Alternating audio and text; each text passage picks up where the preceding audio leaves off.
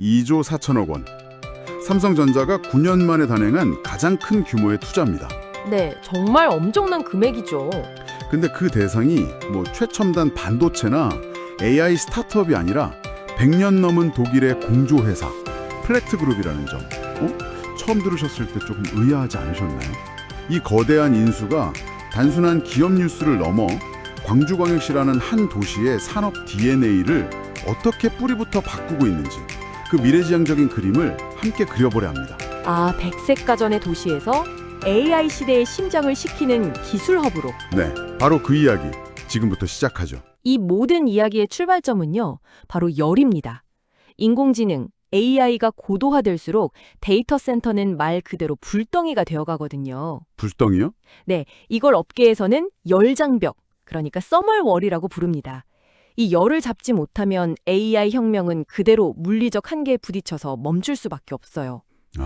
삼성의 이번 인수는 바로 이 문제를 정면으로 돌파하겠다는 선언인 셈이고요. 단순히 칩만 파는 게 아니라 그렇죠. 칩이 최적의 성능을 낼 수 있는 환경까지 설계하는 인프라 기업으로 진화하겠다는 아주 거대한 전력적 포석인 셈이죠. 열장벽이라는 표현이 정말 확 와닿네요. 그럼 그 열이 대체 얼마나 심각한 수준인지부터 좀 구체적으로 짚어보죠. 네. 제가 자료를 보니까 정말 놀랍던데요.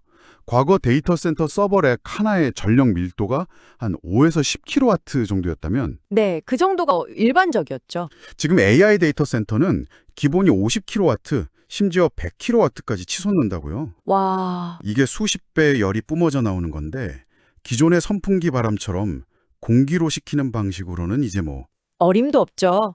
바로 그 지점에서 삼성의 선택이 명확해집니다. 세계 최고의 HBM 반도체를 만들어도 그게 너무 뜨거워서 제 성능을 못 내면 무슨 소용이겠어요? 그렇죠. 의미가 없죠. 결국 칩만 파는 게 아니라 그 칩을 위한 최적의 환경 솔루션까지 통째로 제공해야만 경쟁에서 이길 수 있다는 계산이 선 겁니다. 반도체 공급자에서 AI 인프라 전체를 책임지는 환경 공급자로의 전환이네요. 맞습니다. 그렇군요. 결국 플렉트 그룹이 그 환경 솔루션의 핵심 열쇠라는 건데 액체 냉각 기술이라고 들었습니다. 사실 요즘 PC 조립하는 분들도 수냉 쿨러 많이 쓰시잖아요. 그런 기술을 그냥 산업용으로 크게 만든 거라고 보면 될까요? 아니면 우리가 모르는 뭔가 특별한 게 있는 건가요? 아주 좋은 질문입니다. 기본 원리는 비슷한데 스케일하고 정교함이 완전히 다른 차원이죠. 다른 차원이다. 플렉트 그룹의 핵심인 리퀴드 덴코 기술이 특별한 점은요, 단순히 한 가지 방식만 고집하지 않는다는 데 있습니다. 냉각판을 붙여서 식히는 직접 액체 냉각 방식부터 서버렉 뒷문에 거대한 라디에이터를 달아서 통째로 식히는 방식까지. 와, 방식도 다양하군요. 네, 데이터 센터의 규모나 특성에 맞춰서 최적의 솔루션을 레고처럼 조합할 수 있는 폭넓은 포트폴리오를 갖췄다는 게 최대 강점입니다. 맞춤형 정장을 제작하듯이 데이터 센터마다 최적의 냉각 솔루션을 딱 설계해 주는 거군요. 정확합니다. 그리고 이게 다가 아닙니다. 또 있습니까? 플렉트 그룹은 데이터 센터 냉각뿐만 아니라 해저 터널의 환기 시스템을 만드는 우즈, 반도체 공장의 클린룸 공기를 제어하는 샘코, 그 자회사들이요? 네, 그리고 빌딩 전체의 에너지 시스템을 자동 제어하는 SA 일렉트로닉 같은 자회사들을 거느리고 있어요. 하나하나가 각 분야의 히든 챔피언들입니다. 잠시만요. 듣다 보니 정말 재밌는 상상이 드는데요. 플렉트 그룹이 빌딩 제어 기술도 가지고 있다면 혹시 이걸 삼성의 스마트싱스 같은 플랫폼이랑 연결할 생각도 있는 걸까요? 오, 그렇게 되면 이건 그냥 데이터 센터 냉각 회사를 인수한 게 아니라 미래의 스마트 빌딩, 나아가서 스마트 시티 인프라의 핵심 조각을 확보한 셈이 되는데요. 정확히 보셨습니다. 그게 바로 이 인수의 진짜 빅픽처일 수 있습니다. 단순히 에어컨 잘 만드는 회사가 아니라 절대 멈춰서는 안 되는 중요한 환경, 즉 미션 크리티컬 인프라에 공기와 에너지를 제어하는 그 독보적인 노하우를 통째로 가져온 겁니다. 칩에 열을 식히는 기술이 결국 도시 전체의 경제 체질을 바꾼다. 그 중심에 광주가 있다는 게 정말 흥미로운데요. 사실 광주는 백색가전의 도시라는 이미지가 강했잖아요. 어떻게 이런 거대한 변화의 무대가 된 거죠? 맞습니다. 지난 30년간 삼성전자 광주 사업장은 냉장고, 에어컨을 만드는 백색가전의 심장부였죠. 가전시장은 성장이 정체되고 있고 또 생산기지 해외 이전 같은 이슈들로 늘 불안감이 있었습니다. 그렇죠. 본질적으로 B2C, 그러니까 소비자 대상 산업은 경기를 많이 타거든요. 맞아요. 무더운 여름이 오면 에어컨 공장이 정신없이 돌아가지만 갑자기 경기가 얼어붙으면 소비자들이 지갑부터 닫으니까요. 공장 가동률이 뚝 떨어지는 그야말로 롤러코스터 같은 구조였겠네요. 바로 그겁니다. 그런데 이곳에 플렉트 그룹의 생산 라인이 들어선다는 건 이 롤러코스터를 안정적인 고속철도로 바꿔놓는 것과 같아요. 아, 계절과 경기에 민감한 B2C 가전제품 기지에서 연중 꾸준한 수요가 발생하는 B2B 산업 인프라 생산 기지로 체질이 완전히 바뀌는 거죠. 구체적으로 만드는 물건이 어떻게 달라지나요? 예를 들면 예전에는 가정용 에어컨을 수십만 대씩 대량으로 찍어냈다면 앞으로는 데이터 센터 하나에 들어갈 냉각수 분배 장치 CDU라고 하는데요. 네, CDU. 네, 혹은 터널용 제트팬 같은 고부가 가치 제품을 고객사 요구에 맞춰서 소량 주문 생산하게 됩니다. 아, 대량 생산에서 맞춤 생산으로. 그렇죠. 즉, 박리담의 구조에서 고부가 가치 맞춤 생산 구조로 전환되는 겁니다. 이건 지역 경제의 펀더멘털을 훨씬 더 단단하고 안정적으로 만들어주는 핵심적인 변화예요. 만드는 물건이 바뀌면서 경제 체질 자체가 바뀌는 거군요. 좋습니다. 그런데 퍼즐이 아직 다 맞춰지지 않은 느낌입니다. 왜 하필 광주였을까요? 삼성의 다른 유휴부지도 있었을 텐데 플렉트 그룹의 국내 첫 생산 기지로 광주가 꼽히는 데는 분명 결정적인 이유가 있을 겁니다. 네, 바로 그 지점이 이번 투자의 활용정정입니다. 활용정정이요. 광주 첨단 3지구에 이미 국가 차원에서 구축한 국가 AI 데이터 센터가 있습니다. 아, NHN 클라우드가 운영하는 이곳은 최신 엔비디아 GPU를 1000개 이상 갖춘 AI 연구 개발의 심장부 같은 곳이죠. 그럼 플렉트 그룹의 최첨단 냉각 기술을 시험하고 성능을 검증하기에 완벽한 테스트베드가 바로 옆에 있다는 거군요. 그렇습니다.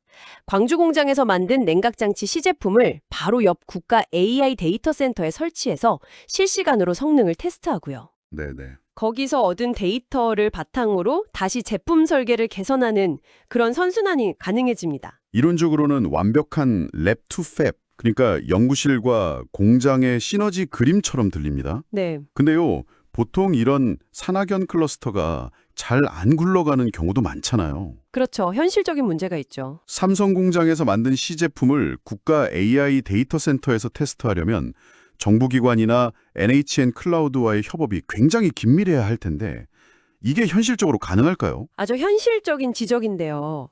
이 경우엔 각자의 이해관계가 정확히 맞아떨어집니다. 아, 이해관계가? 네, 정부는 AI 클러스터의 성공 사례가 필요하고 NHN 클라우드는 최신 냉각 기술로 운영비를 절감할 수 있죠.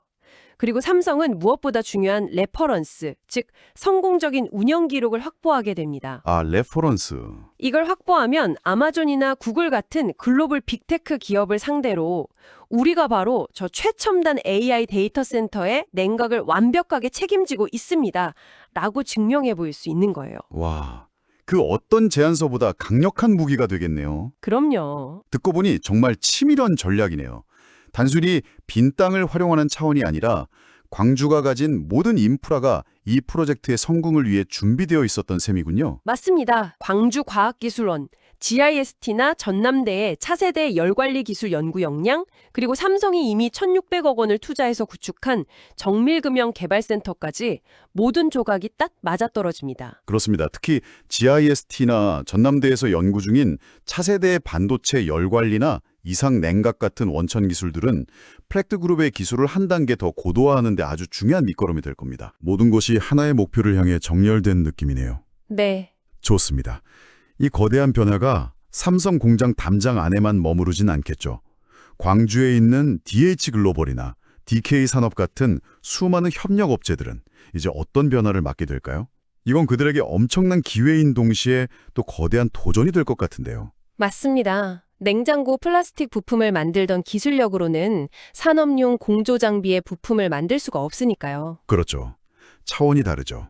고압을 견디는 특수 금속 배관을 용접하는 기술, 열교환기에 들어가는 정밀 부품을 가공하는 기술처럼 완전히 새로운 역량이 필요합니다.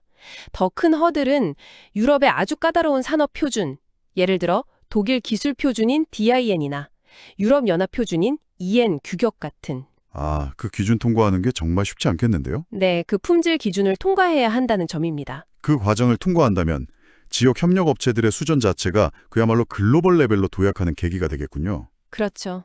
마침 광주시가 수년간 공기산업 클러스터를 육성해왔다는 점도 흥미롭습니다. 네, 그 정책적 정합성이 아주 높죠. 그동안 중소형 공기청정기 수준에 머물렀던 정책이 삼성, 플렉트그룹이라는 강력한 앵커 기업을 만나서 산업용 공조시장 전체로 판이 커질 동력을 얻게 된 셈이네요. 맞습니다.